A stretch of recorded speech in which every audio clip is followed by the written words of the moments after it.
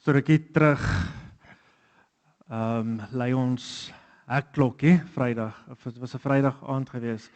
Lei die hekklokkie en ek gaan uit en ek sien daar staan 'n persoon en ek loop en ek sê hallo. En die persoon sê waar kan ek kos kry? Bietjie aggressief. Kom maar hoor, waar kan ek kos kry? Maar iets binne my gebeur en ek sê waar kry jy gewoonlik kos? En hy sê ek soek kos. Ek sê jy is by die verkeerde adres. Hierdie gaan nie gebeur nie. Ek gaan nie vir jou geld gee nie. Jy weet jy kan maar gaan. En ek besef is dalk bietjie hard nê, maar iets het net gebeur. Maar op die einde van die aand het ons wel vir die persoon kos gegee. Maar julle weet ek weet nie regtig of hierdie mense kan vertrou nie, want ek is seker daarvan as ek om die kerk geloop het en mooi gaan kyk het, sou ek daai kos saam met tussen die bosse gekry het. Dis glad nie wat by ons sou soek nie. Mens kan net nie hierdie mense mos nou vertrou nie. En dis waar ons storie by aansluit, is dat hierdie tipe van mense, ek gaan hulle nou die Lazarus in die lewe noem, het 'n bepaalde manier hoe hulle optree. En ek het 'n bepaalde manier hoe ek reageer daarop. En die storie wat ons gaan lees, gaan dalk vir ons insig gee oor hoe ons werk met sulke gevalle. So ek wil vir jou uitnooi, kom lees saam met my.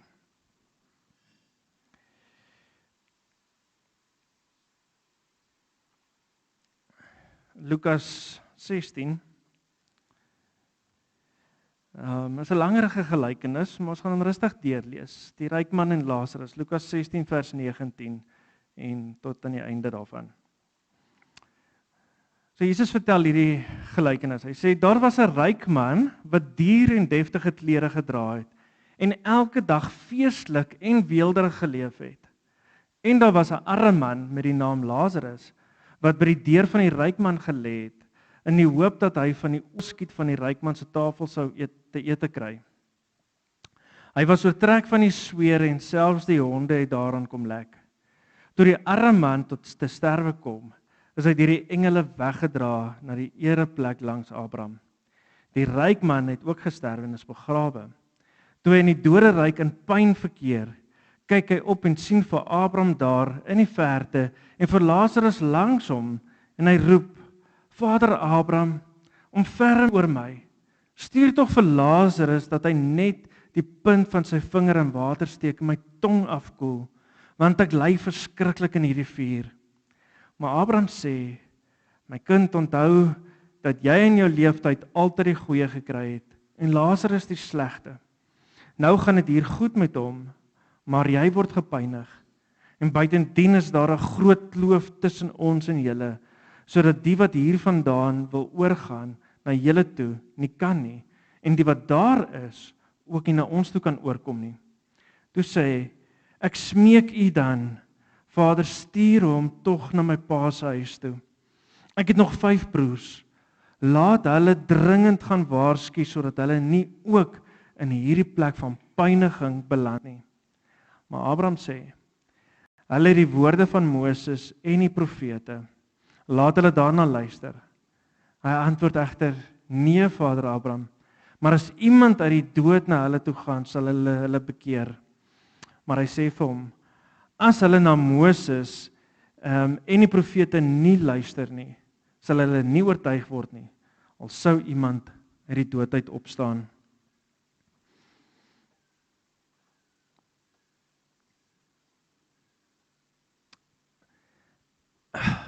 Ons werk eens met die eerste gedeelte, met die Lazarus beeld. So dis daai eerste 2-3 verse. En ek sit en wonder toe ek dit nou self deurlees mooi. Hoekom sal Jesus hierdie stukkie onsmaaklike detail byvoeg? Van Lazarus wat daar een kant sit, lê met swere aan sy lyf, die honde wat daaraan lek. My vaderland, ek het nie nodig om dit te weet nie.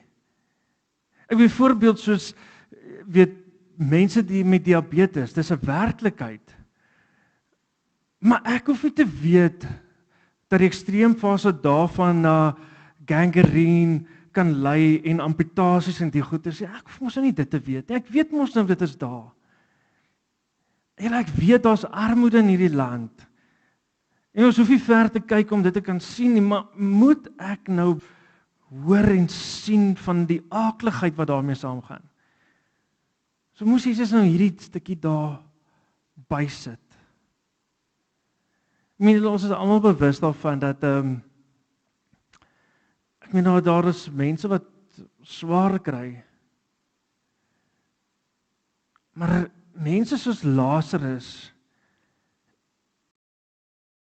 ek weet of ek baie simpatie daarvoor het. Ek meen die Bybel praat van die swere op sy lyf. En as ons mooi daaroor dink in vandag se tyd, is inteendeel iemand wat op die naald is, gebruik heroïne, kokaine, tik. Want jy hoef nie baie lank op baie goed te wees nie, jy sien dit aan die mense se lywe en hulle velle. Dis die effekte daarvan.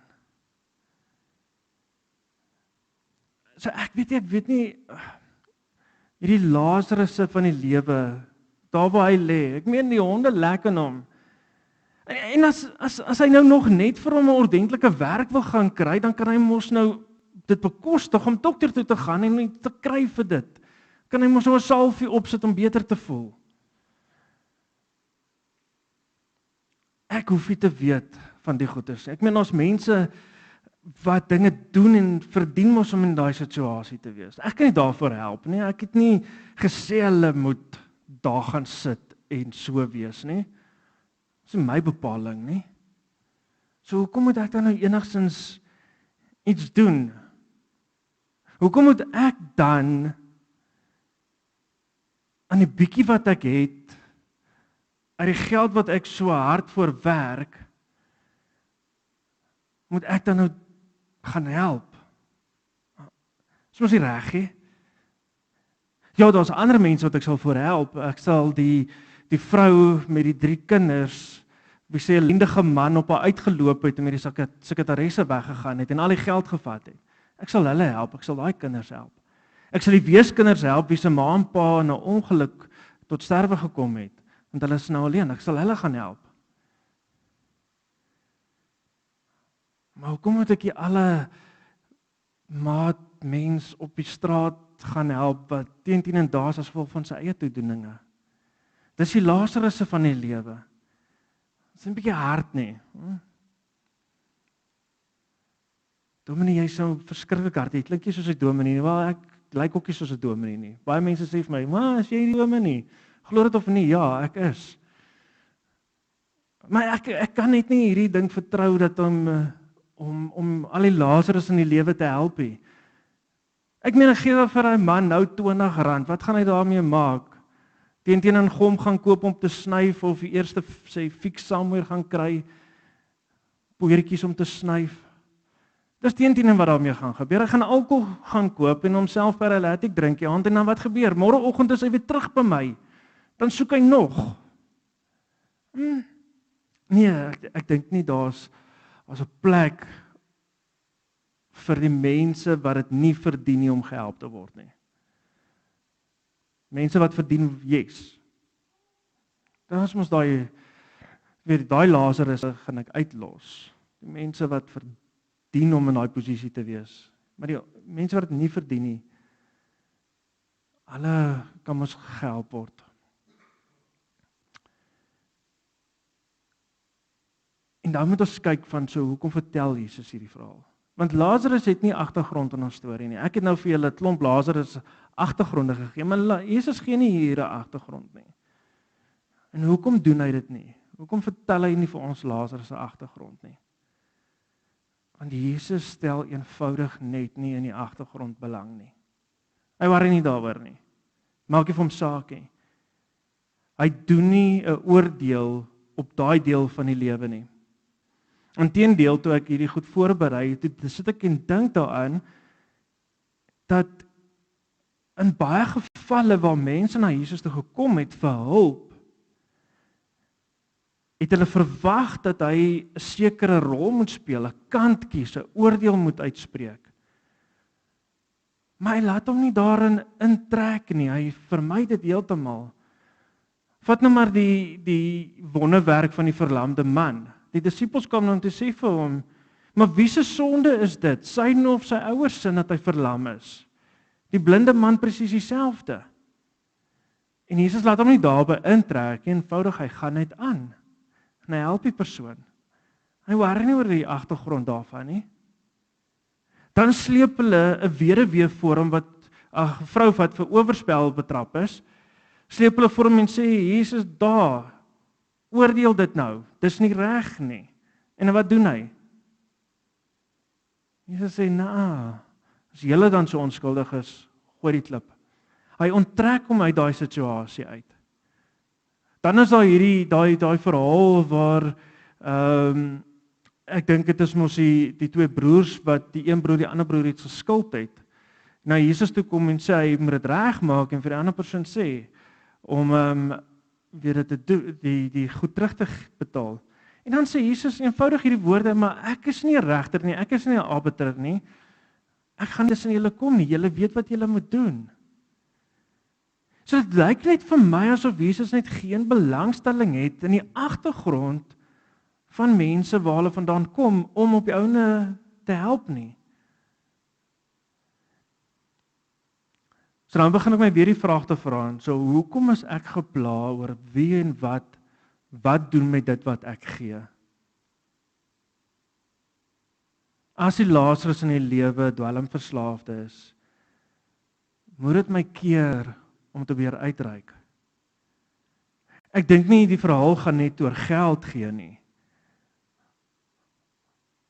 Maar hoekom tref ek 'n onderskeid tussen die mense wat ek bereid is om by te gaan sit en hulle te luister? Hoekom is ek die een wat onderskeid tref? Of ek mense gaan ondersteun op 'n sekere wyse, gaan meer moeite doen met hulle as ander mense?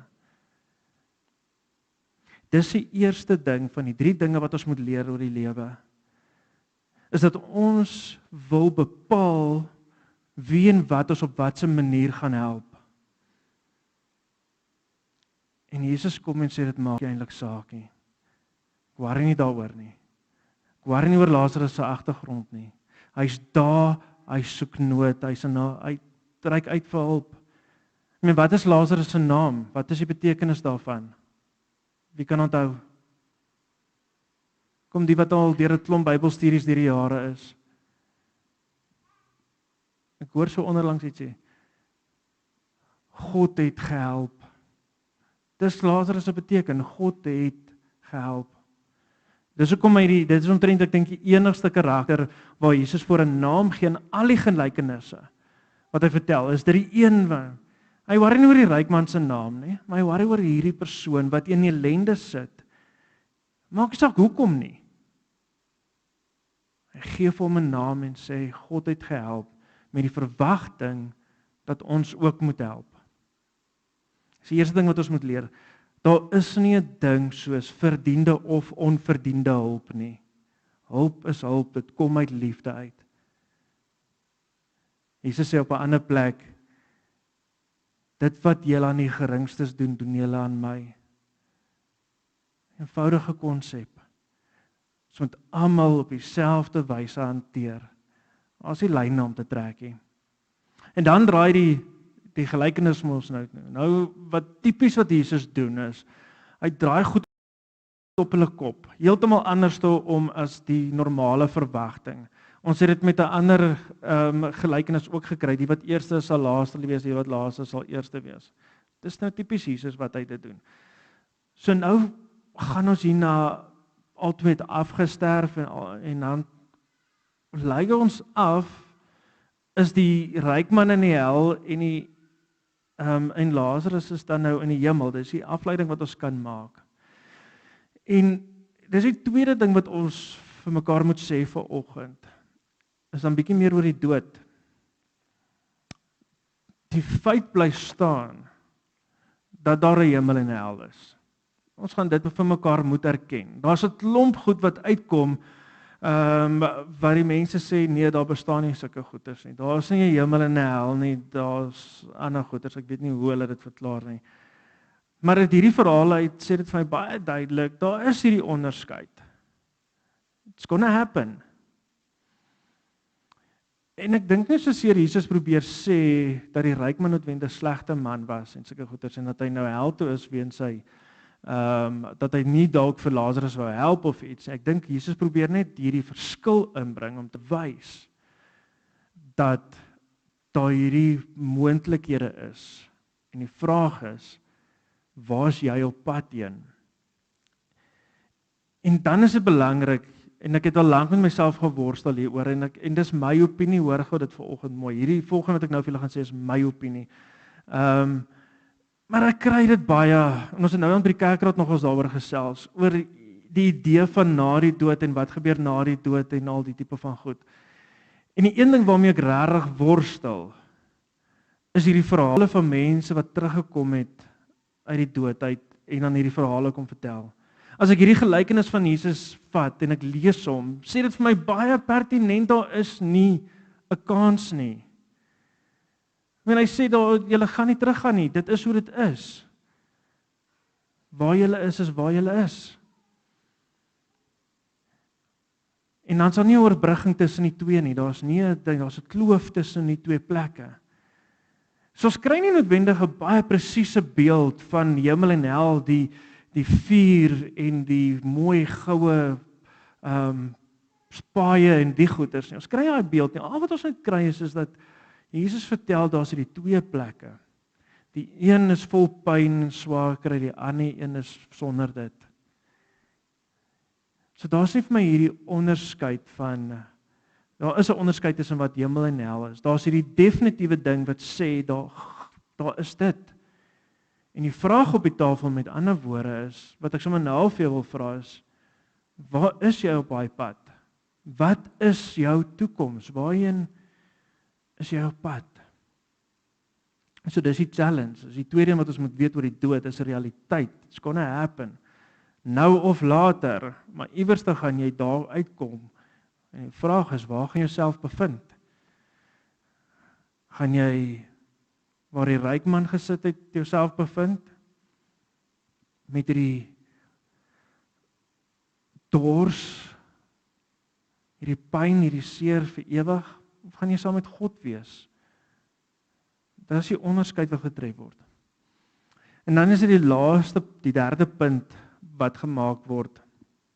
En dit gaan oor die hele argument wat op die tafel gesit word, waar die ryk man vra, maar stuur vir Lazarus om my mense te gaan vertel.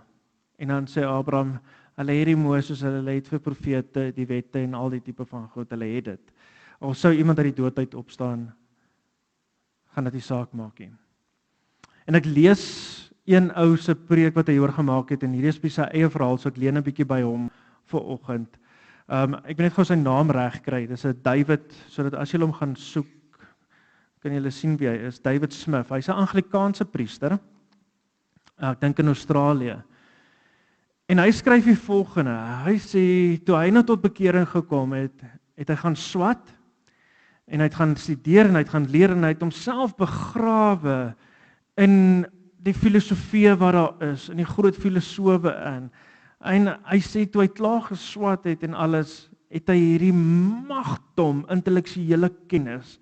En hy sê vuur en vlam is hy daar weg. Hy gaan nou die wêreld bekeer. Hy sê hy met sy intellek en die kennis wat hy mee toegerus is hy die wêreld in, sê hy.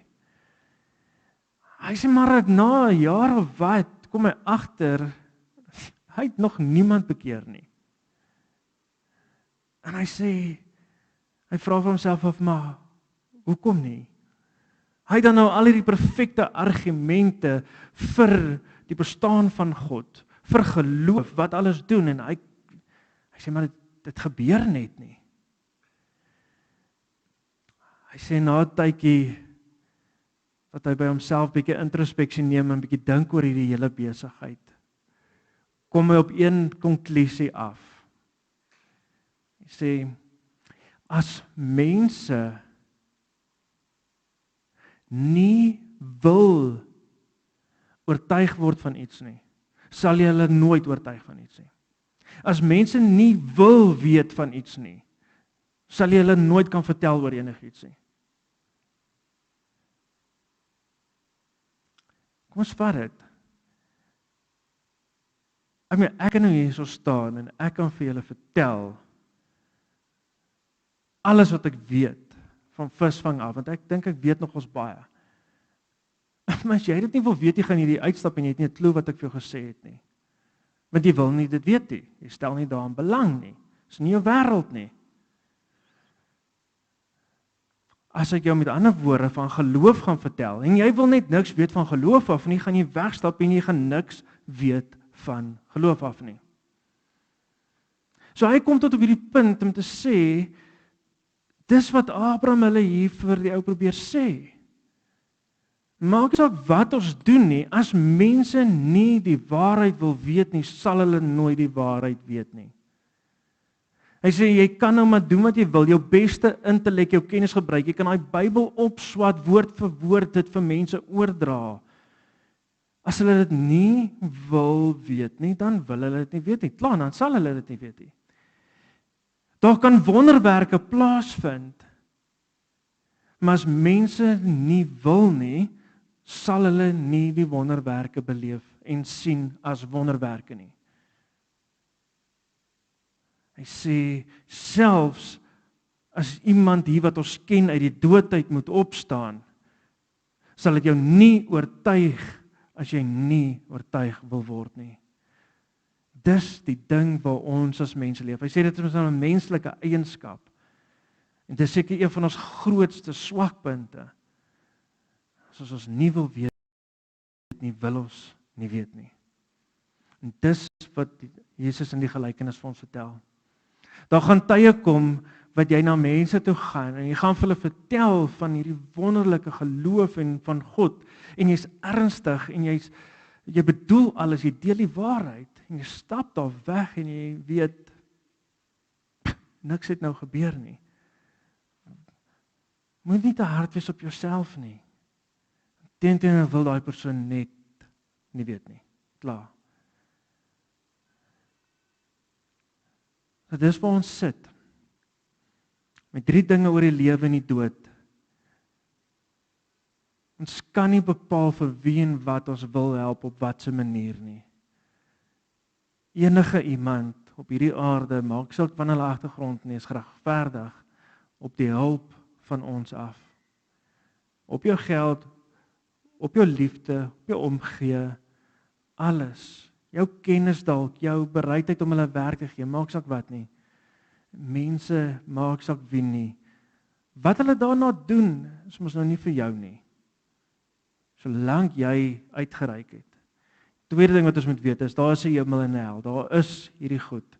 Vraag op die tafel is, waar is jy op pad heen? Kyk na jou lewe. Wat is die goed wat vir jou 'n aanduiding gee, wat 'n kant toe jy is? Die derde ding wat ons moet weet is, ons gaan nie almal kan oortuig van die waarheid nie. As mense nie wil weet nie, wil hulle nie weet nie. Dis oukei. Miskien sit jy vanoggend hier en ek praat hier met jou en jy stap uit sonder enigiets. Ek kan nie daarvoor help nie. As jy nie wil weet nie, wil jy nie weet nie. En dan wil ek afsluit met 'n challenge op jou, of nie so seer 'n challenge nie, maar met 'n dalk 'n uitdaging, ja, dalk 'n challenge, dalk 'n bewuswording van iets. Julle sien, Jesus sluit baie keer gereeld, want hy so praat met mense af met hierdie volgende woorde: hy wat ore het, laat hom hoor. En die waarheid is dat as ons nie hierdie goed deel nie, hoor die ore nie, kan daar nie verandering plaasvind nie. As ons nie luister na Jesus en sy opdragte wat hy vir ons gee, hierdie stories wat hy vertel om ons denke in 'n ander rigting te skuif nie, dan kan ons harde mense word. Ek het doelbewus beginne vanoggend deur die hardheid daarvan te wys. Dis nie regtig ook opgetree het nie. Ek het mooi met jou gepraat. Maar dit wys net hoe vinnig ons kan hard word vir dit wat in die wêreld aan die gang is. As ons nie binne in ons harte verander soos wat Jesus vir ons kom leer het om te doen nie. Ek meen dan is dit baie maklik om ons aandag net totaal en al af te sny vir die armoede wat hier is. Ek weet hoeveel mense loop hier rond en grou in die swart sakke op 'n Dinsdag wanneer ons ons swart sakke uitsit. En ek sê dis goed wat ons weggooi, maar hulle grou daardeur want dit beteken vir hulle iets. Ek meen ek gooi goed weg wat geen betekenis of waardevol vir my is, maar saamhoor vind hulle waarde daarin. Dis armoede. Ons kan wanneer ons sit in die nuus en kyk en dan kom goeters op, kan ons die kanaal afsit, ons kan na iets anders toe gaan. Ons hoef nie gekonfronteer te word met die realiteit nie. Ons kan hard word, ons kan wegskramp van hierdie goeters af. Ons kan beleide opstel om onsself te beskerm teen hierdie armoede. Ons goed ons in plek kan stel en ons kan daar agter skuil en sê, maar dis die redes hoekom ons nie hoef te gee nie. Dis die redes hoekom ek nie hoef uit te reik nie. Ons kan ons omgee, ons medelee beperk net tot besigheidsure. Kom vra my tussen daai tyd en daai tyd. Anders te kom môre maar weer terug. Ek help nie buite hierdie ure nie. Julle nood het nie u besigheidsure nie. Nood is daar. Ons kan vashou aan die Bybelse mandaat van 'n tiende gee juis vir hierdie doeleindes. En ons kan vasklou in die 90% wat veilig weggebêre word. Daarin raak ons nie. Is ons veel anders as die ryk man dan?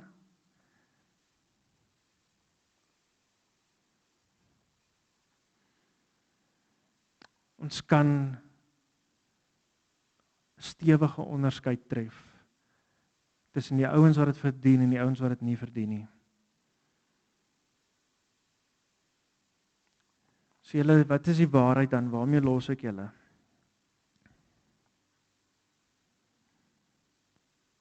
Die waarheid is, as ons nie oop is en wil oortuig word nie, gaan niemand ons oortuig van enige iets as ons dit nie wil hê nie. As ons dit nie wil doen nie. Ek kan hier staan en met julle gesels en praat, ons kan om tafels kuier en werk. As jy nie wil verander nie, kan niemand jou maak verander nie. Ek kan hier so staan en tot vervelings toe die goed oor en oor sê, it's not gonna change your life, as jy nie self besluit dat dit jou lewe moet verander nie. Gelukkig weet ek, daar's darm nou ook iemand groter as ek wat werk met die goed. Daar's darm die Heilige Gees, wat bietjie meer kragtiger is en eintlik baie meer kragtiger as ek is, wat daarom ook die werk doen. Maar selfs daarteen weet ek nie of jy gaan verander as jy nie wil verander nie. Daai ding wat ek laas oor gepraat het, daai keuses wat ons het, is so magtig dat dit jou lewe gaan bepaal. So waarmee ek los julle? Miskien is dit nodig om werklik vir oggend. Dit gaan dalk hard klink, maar werklik weer 'n mini bekering te beleef. Waar jy weer vir jouself sê, ek is bereid om deur God verander te word, nie soos wat ek wil verander word nie, maar soos wat God wil hê ek moet verander.